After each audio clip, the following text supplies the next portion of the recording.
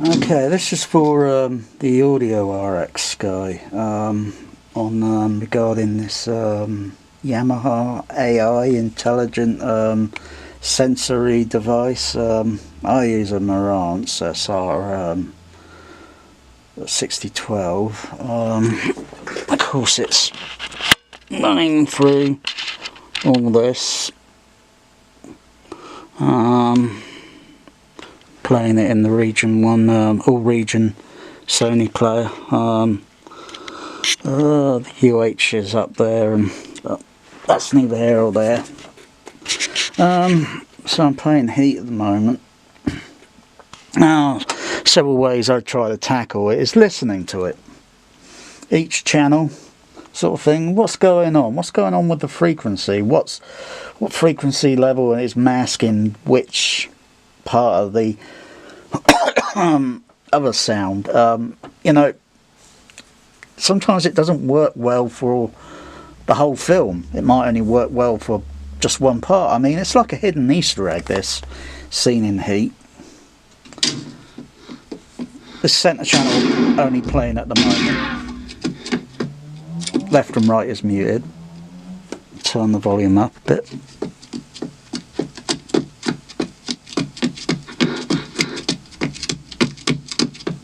Now you can hear that detail.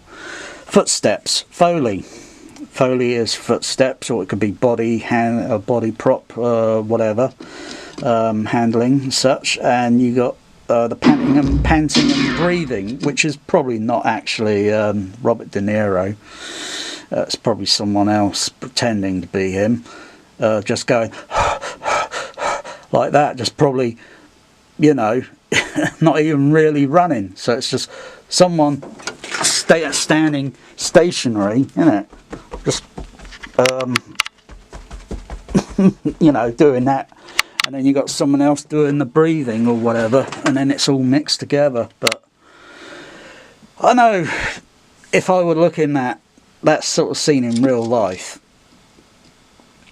given the distance of the jet airliner,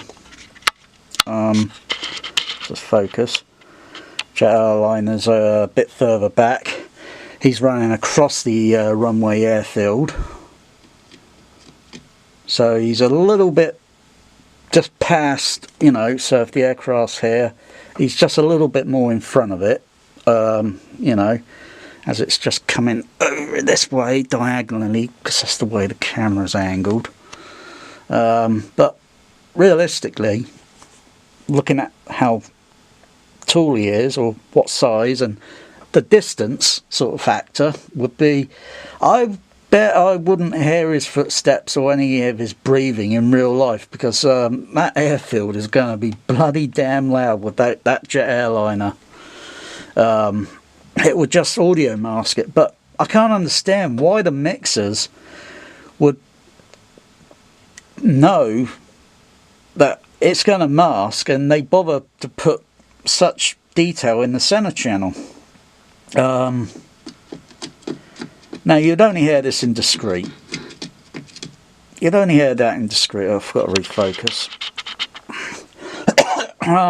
If it were Dolby Stereo, the way the matrix works is just mute the channels, or just unmute the yeah, I'll just mute that for a moment. The signal's going to fold over on top of right on top of the center channel, so it would be like kind of remix it slightly, so you make the aircraft a little bit more softer sounding on the matrix mix, and just try and bring the you know, you could do that, but oh gosh, I mean, look at the actual audio levels.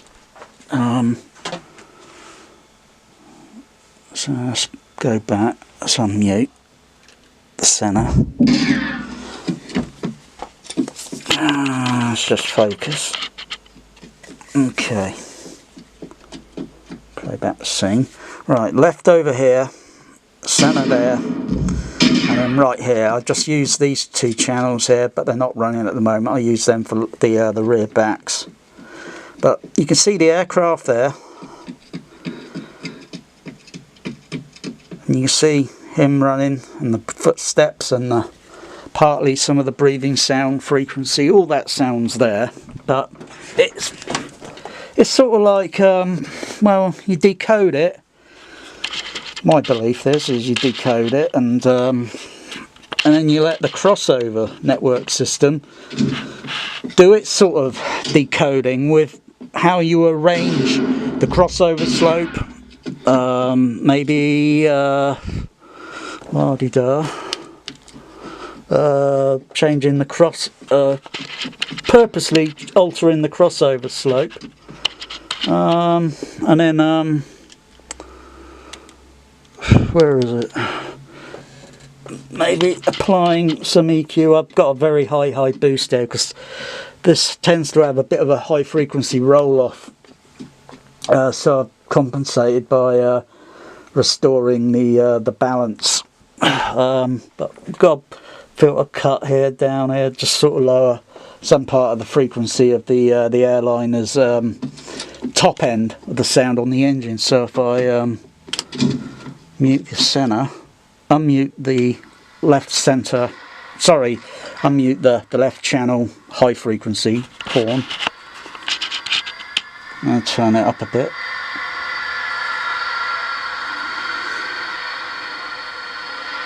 Camera's only going to pick up what it can pick up. You have to really do it yourself to listen. You can't use the video as a total gospel. You can only use it as more or less like a guideline sort of thing, and then do your own thinking, whatever. Okay, I'll mute the high frequency, unmute the bass channel.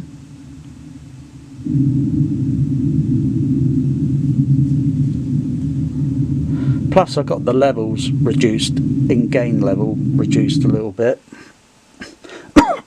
Otherwise I would have to apply so much flipping narrow band EQ filters just to sort of like thinking, you know, and then putting the microphones up but close to the speakers, seeing what's wrong up close. Maybe it's the frequency response a little bit exaggerated on one speaker. Not everything's the same, you know.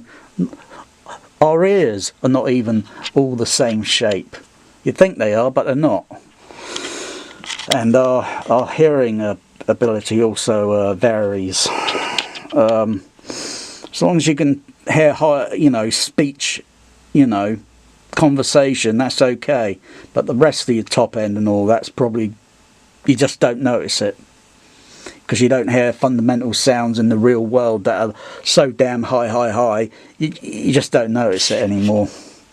And you probably didn't notice it when you were a kid, because you know what, you're still learning. Anyway, I'm going to unmute these channels here. I'll leave the right channel off for the moment.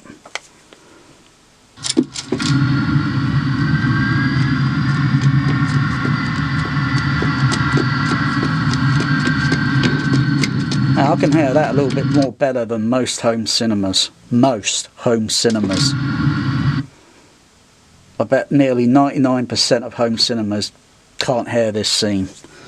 But it is going to be problematic with other scenes, because other scenes are going to have a little bit more high level in the center channel and very soft level on the left and right channels. Thus, again, it's back to this old audio masking issue, and thinking, bloody hell, why didn't the mixers get this balanced nicely, so you don't have to muck around with the you know, all this, because realistically everything should be set, the crossovers should all be set the same, and I have to sort of alter or something, because the way the film's been mixed. Some films now, I've noticed, tend to have a little bit more focused, clearer center channel with sound effects, music and dialogue, whereas before some were like just bloody awful.